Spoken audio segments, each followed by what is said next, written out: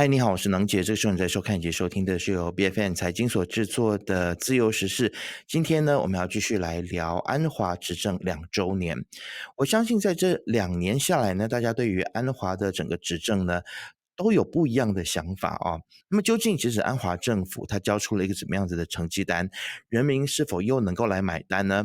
我们看到其实政府呢是很努力吸引外资来马来西亚投资，但是普通的一般的民众呢，很像不太能够感觉得到，就是经济上面有什么样子跟过去不一样的差别，包括了像是物价上涨，还有这个汇率的贬值呢，大家的抱怨还是很多。那另外我们也看到说，其实首相他在还没有担任首相之前呢，他致力要反贪，但是他的副手也就是阿莫扎西现在却是深陷官司啊。另外就是近期呢，我们看到很多名被反贪会所调查的这些人呢，他们似乎是跟安华过去就有一些嫌隙，所以究竟这是真的反贪还是报复性的反贪呢？那这些都是我们要来问的问题啊。今天我们欢迎到的是马来西亚太平洋研究中心的主席顾问胡一山博士，也是我们的老朋友了，来到我们的节目当中，来跟我们谈谈安华执政2周年。胡博士，欢迎你。嘿，大家好。是，那其实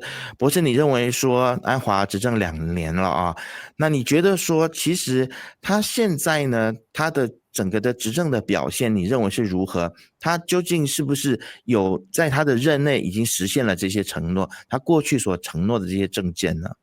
我想，因为大家过去的20几年以来呢，对于安华能够上台执政，然后把这个国家带上一条改革革新的这个道路呢，可能都有很高的这个期望了。那么在这2年里面呢，可能大家就觉得有一点英语所谓的这个 underwhelming，就说可能大家所看到的与大家所期望的是不太一样。那么安华他当了2年首相嘛，如果他能够做满他这一届的话呢，那么可能就还有3年了。那么一般上我们说的，除了一上台的这个，比如说一两个月的这个蜜月期之外呢，那么可能你要推行改革，就必须在这个头3年就进行了。因为在最后2年要举行大选之前呢，那些因为你的革新，因为你的改革，他们的既有的这些利益，所谓的这个乳酪被搬移的这各方面呢，他们可能就会感到不开心，会进行反击啊等等，可能会影响以后的这个成绩。可是已经过了2年，我们看到可能比较像样的改革，还是在这个就说减少一些这个所谓津贴方面啊，所谓合理化一些就说长久以来使到政府开销很大的津贴方面，这里好像有所改善了。可是就好像你所罗列的一系列的这些，无论是在这个制度的革新方面，又或者是这个经济方面呢，可能大家觉得还是差强人意，那么可以加强了。是，其实博士，你如果来评分的话，你会给安华打几分？因为我看到你在新加坡的媒体接受访问的时候呢，其实你给安华的评价似乎是还 OK 还不错的，因为我们看到竞选盟他们给的是一个低级的评价，那如果是 ABCDEF 的话，你自己来评分，你会给几分呢？我想应该是介于 B 跟 C 之间了。那么如果说给 C 大概60分可能太低了，那么给 B 80分又可能太高了，所以介于 B 减 C 加之间，我想那个就大约70分左右。那个就说我们每次在大学教书里给的一般的就说比较中庸的这个分数了。那么一方面当然比如说竞选联盟啊，这些他们比较注重这些制度上的改革，比如说民众的一些自由啊，那么社会的公正啊，那么选举的更为合理化啊等等，这方面的改革呢，坦白说在安华领导之下可能是比较乏善可陈的。那么尤其是在这个言论管制方面呢，或者是在媒体的这个自由方面呢，我们甚至看到有这种收缩的这个迹象。这对于一向来支持安华的，很希望我国迈向更为自由民主的这些民众来说呢，可能会比较失望了，所以给他打的这个分数也这个比较低了。不过当然坦白说，在我们讨论这个课题的时候呢，其实我们就常用西方的谚语所说，其实我们也不可忽略在这房间里的一只所谓大象了啊，就说在我国现在也面临着。比如说，就说除了安华政府之外，在反对党方面呢，可能也很积极的想把我国带向一个他们认为是非常美好的这个方向了。而这个方向呢，对于比如说许多不跟他们同样意见的人来说，可能就不是那么美好了。博士，其实你打的这个分数啊，是不是也跟这个安华的一些经济改革似乎也有一些的成效是有关系的呢？其实安华它不断积极的推动外来的投资，还有私人投资进入我国，这个效果看起来很像还是不错的。但是为什么人民却依然感受不到这些成果？不是说有很多外来的投资吗？但是我的生活很像实际上也没有变得更好，为什么会有这样子的一个落差呢？博士？我想的，这主要是有2点了。第一，这些所谓的这个外来投资呢，很多都是所谓投资的意向啊，会有考虑要来马来西亚投资啊等等。那么我们看到首相每次出访呢，都会签回来很多这些意向书啊，合作这个叫备忘录啊等等。那么坦白说，这一方面呢，可能从这个备忘录要落实到真正所谓的资金要到位，那些厂要建起来，是还有几年的时间呢。这几年的时间，我要坦白说，就还没有了，还没有看到那个成效了。另外一方面呢，即便是有看到这些外来的投资呢，很多这些，因为其实我们时常说嘛，我们要吸引这个有水准的、有质量的、有高科技含量、含金量很高的这些投资嘛，是不是？那么这些投资，我要顾名思义就是高科技的咯。比如说在柔佛一带，不是有很多这些所谓的这些数据库啊、data center 啊这些这样的投资。那么这些投资啊，一方面他们可能制造的这个就业机会啊，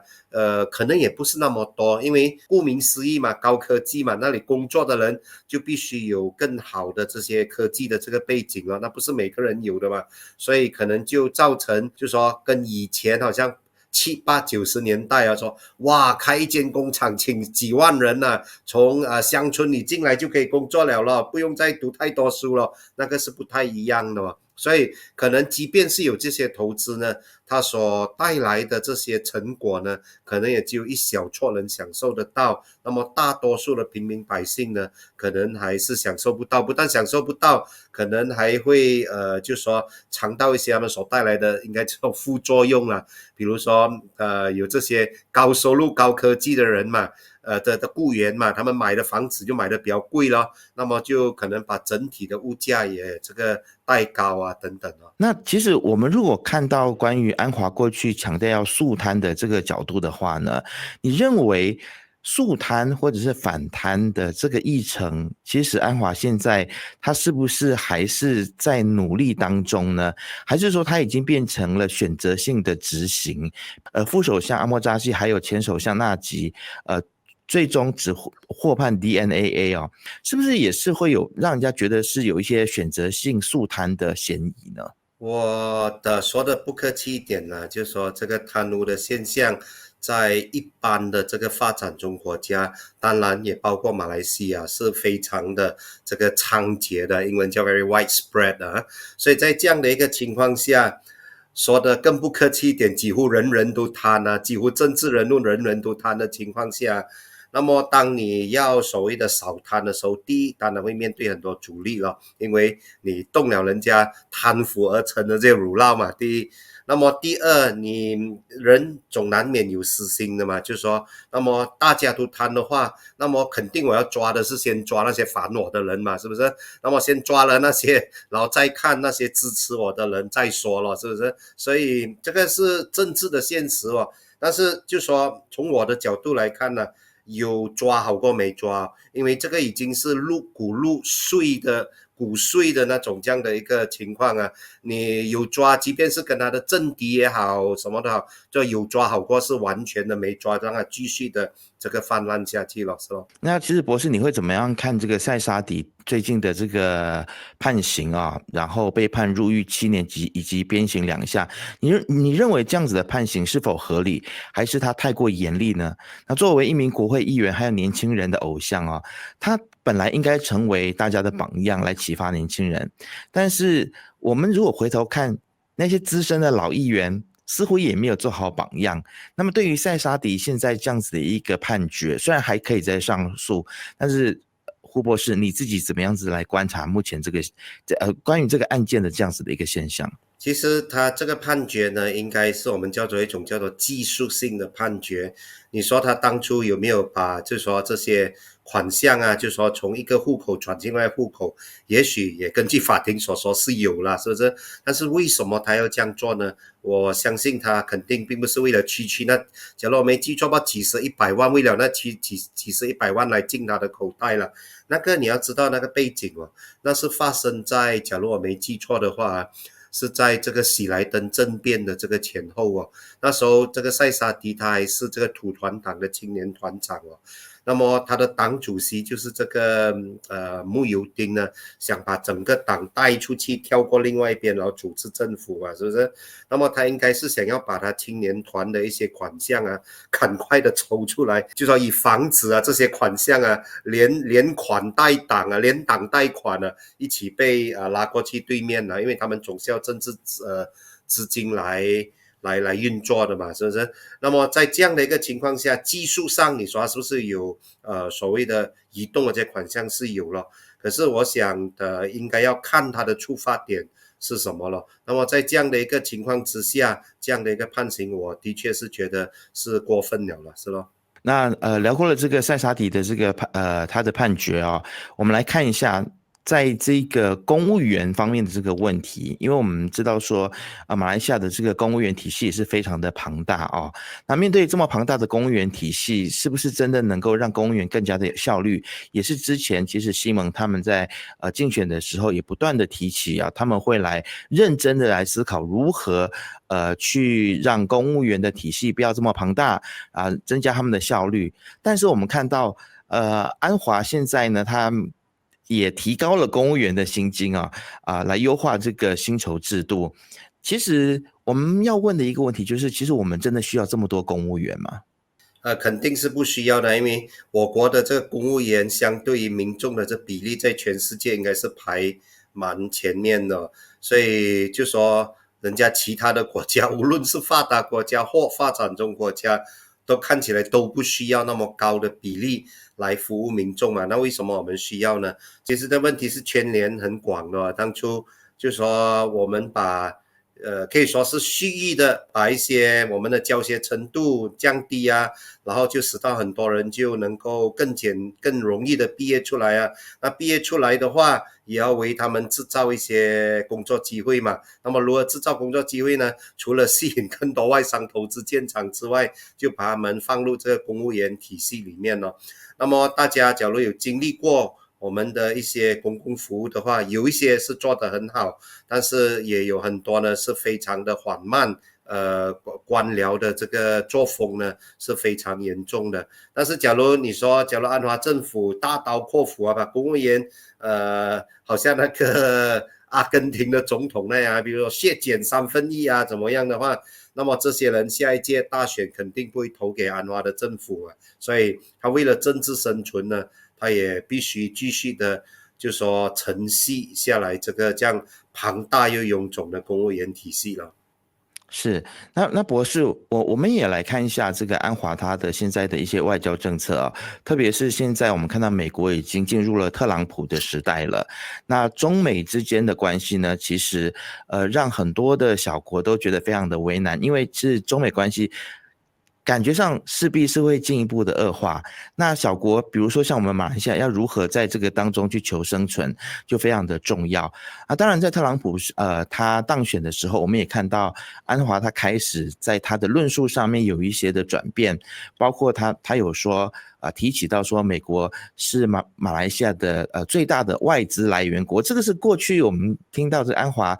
带领的团结政府比较没有提到的论述。那自从安华说了之后呢，我们也看到很多的官员也好，或者政治人物也好，也开始不断的在提起这样子的一个论述哦。所以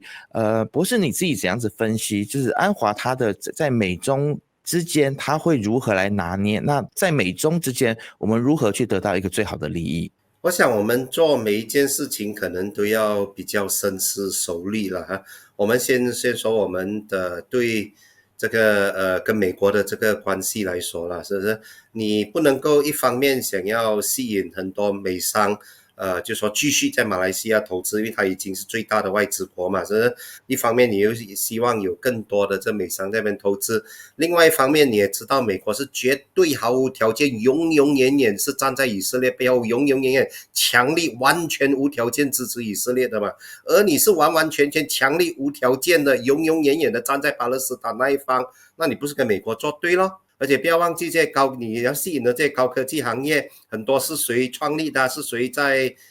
经营的？是犹太人哦。这些犹太人看到以色列啊跟巴勒斯坦打仗啊，是可以抛下一切飞回以色列去打仗的哦。这些人，然后你跟他说，我是要吸引你来我这里投资，我又很支持巴勒斯坦的，这个怎么样啊？这个是不 make sense 啊。所以你要深思考虑，你要做出痛苦的决定，到底你是要跟巴勒斯坦人的就所谓的 solidarity 就永远的站在一起，非常有这个魄力啊等等，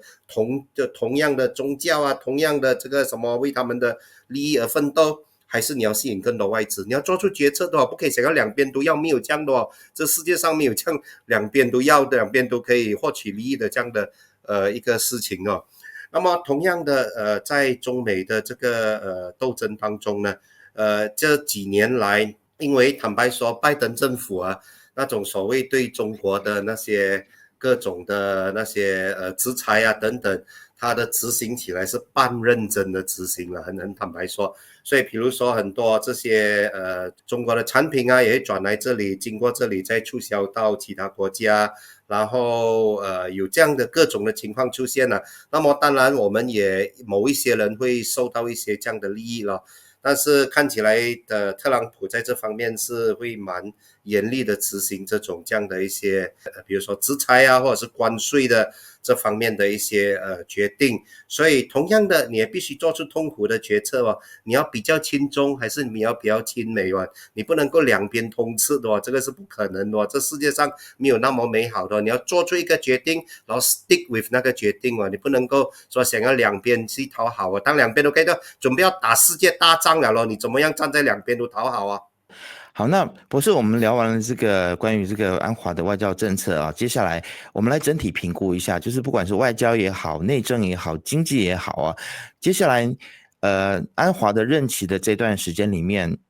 你觉得他其实还剩下多少时间可以来进行改革？然后你觉得现在比较迫在眉睫、比较重要的改革又是什么？那你对于接下来他的任期，你对他有什么期待吗？应该说，安华还有1年的时间左右了，他要推行一些改革，因为接下来的最后2年呢，那是要讨好选民的了。那么讨好选民的话，不管我们喜不喜欢这个国家，大多数选民是伸手跟你要钱的，直接讲了，伸手跟你要物资，伸手跟你要钱，伸手跟你要好处的了。你不给他们，就不投给你那一票了。我来自沙巴，我非常理解这一点了。沙巴是这里的总代表了，所以在这样的一个情况之下呢，你要推行什么制度的改革啊等等，应该是未来的年。不过看起来他没有想这样哦，没有经过很深思熟虑啊，就进行一些外交政策啊等等。那么在这样的一个情况下，你要说能够很吸引外资，我看也非常的困难了，是不是？你要做出一些比较痛苦的这个决策了。那么你说比较重要的什么呢？当然还是在经济方面有所这个改进了。但是问题是这样哦，你一想要如何使到经济改进呢？使到经济改进呢，你要使到我国的比如说生产力有所提高吗？生产力有所提高是要怎么进行呢？最重要的还是要教育方面，要使到我国的